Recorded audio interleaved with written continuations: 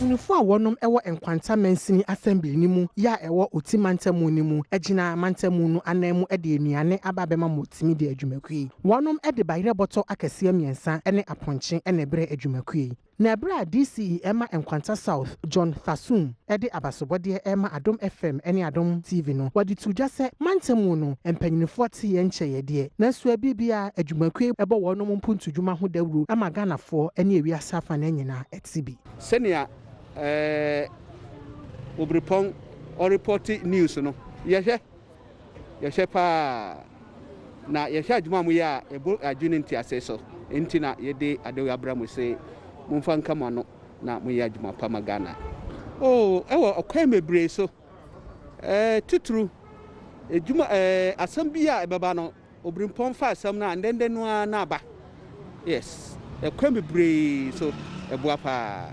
Adom kase amani boni a owo otimantemu ni mu Obrempon make owusu enso edeto shine akwa enimu se ene ni so bebre se empanyinfo yi aba be hye ne saa enimonyam no na numpo ebe hye ne nkran ama wakosoa aye adwumaden aboa mantemu no we etre me se adwuma na meye no na che se amanfo ehwe me amanfo ehwanima pa meye nti we ehye me nkran pa se meye manabro so mpuntu ana ehia otim manfo nsio ana peso loro kwan ma said ya say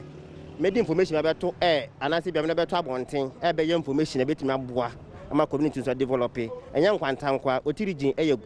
new regions ala o create ye but wo hwenya Nkwanta ne other district na ye na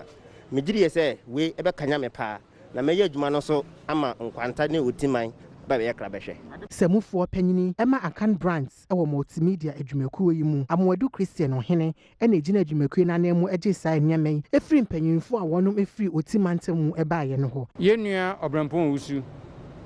multimedia ene Nkwanta South municipality nanan mahemfo